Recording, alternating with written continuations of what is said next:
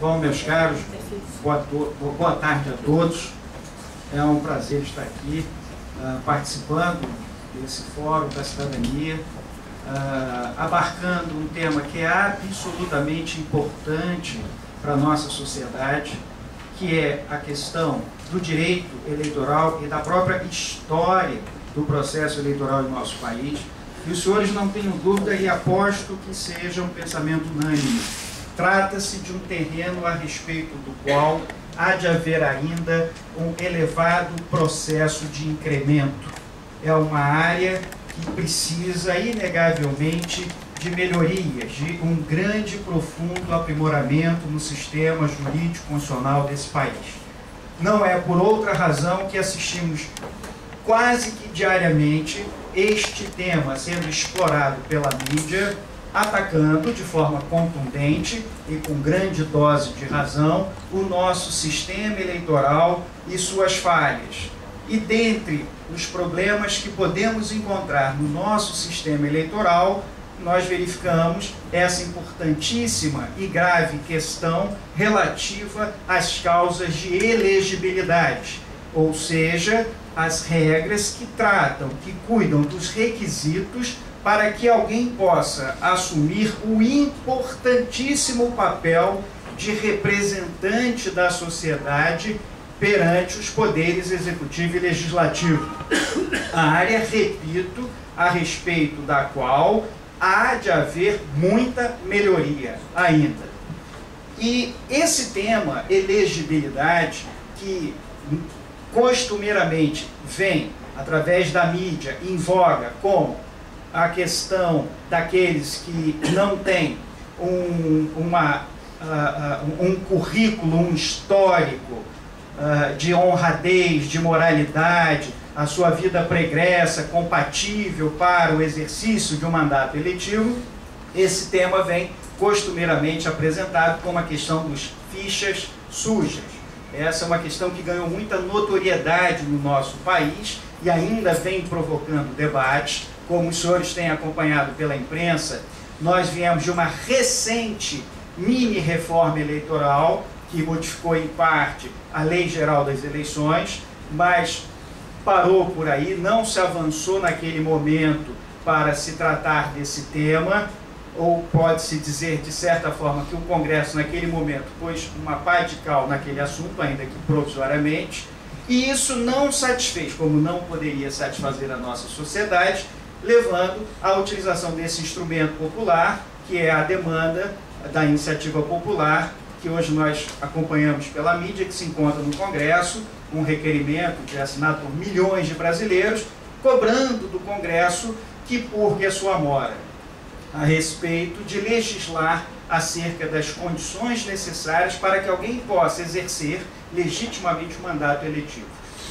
E eu pretendo ser muito breve, até pelo tempo, e para que possa sobrar um espaço maior para os debates. Mas eu acho muito importante, quando se cuida desse assunto, nós o situarmos na história do nosso direito constitucional recente. E isso facilita a assimilação das razões e motivos que têm levado às constantes críticas endereçadas ao legislador. Ou por que as coisas são assim? Por que na prática, perguntaria um cidadão conversando com outro no botequim? Por que fulano, que responde a diversas ações penais em curso, a respeito do qual há na imprensa notícias de envolvimento em crimes graves, informação de quadrilha, etc., por que esta pessoa tem o seu registro de candidatura deferido pela Justiça Eleitoral? Por que diabos essa pessoa não tem o seu registro de candidatura indeferido se essa pessoa, em tese, não ostenta os requisitos necessários de moralidade e a sua vida pregressa compatíveis para o exercício do mandato? E a resposta a essa indagação, a esta pergunta de $1 milhão, tem origem na nossa Constituição de 88. A Constituição, como as anteriores, trata naturalmente das condições de elegibilidade, ou seja, os requisitos para que alguém possa aspirar o direito de participar do certame eleitoral, e ao mesmo tempo aponta as causas de inelegibilidade, aquelas condições que impedem que determinado cidadão possa concorrer ao cargo eletivo. E isso é natural encontrarmos no texto constitucional. E a Constituição de 88, ao cuidar do assunto, no seu artigo 14, trouxe no parágrafo 9º uma regra também comum, delegando à legislação complementar o trabalho de estabelecer outras causas de inelegibilidade. A Constituição aponta 3 ou 4 causas de inelegibilidade, até porque a Constituição não pode tratar de tudo e de todos de forma minuciosa, e remete à legislação complementar o estabelecimento de outras causas de inelegibilidade. E ali disse em 88 o Poder Constituinte. Observada a legitimidade, a normalidade das eleições, protegendo-as de abusos de poder político e econômico. Com outras palavras, mas basicamente isso. A lei complementar estabelecerá outras causas de inelegibilidade para garantir a legitimidade e a normalidade das eleições, ficando elas a salvo de eventuais abusos do poder político e econômico. Essa é a Constituição de 88, sua redação original. Em cumprimento a esta determinação constitucional, o Congresso editou a Lei Complementar número 64 de 1990. Então, cumprindo a determinação constitucional, o Congresso aí baixou a Lei Complementar que cuida das causas de inelegibilidade e define, conceitua e trata das investigações por abuso de poder político e econômico, como assim determinou a Constituição. E nesse momento o Congresso Nacional, do meu ponto de vista, e eu sei certamente que não é isolado, daqueles que analisam e aplicam essa lei, a Lei Complementar 64/90 foi, no mínimo, muito tímida para tratar desse assunto. Expressou à época uma vontade política de não ser muito rigoroso no controle das causas de inelegibilidade.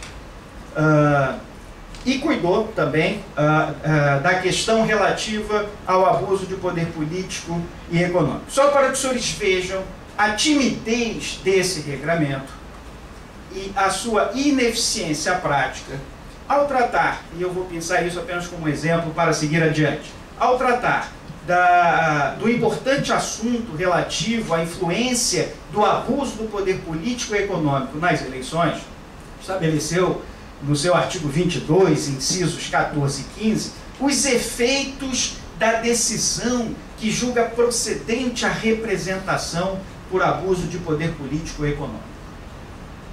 E ao contrário do que poderíamos esperar, essa eficácia prática é absolutamente amesquinhada. Por quê? Em suma, porque não quero me aprofundar por esse viés.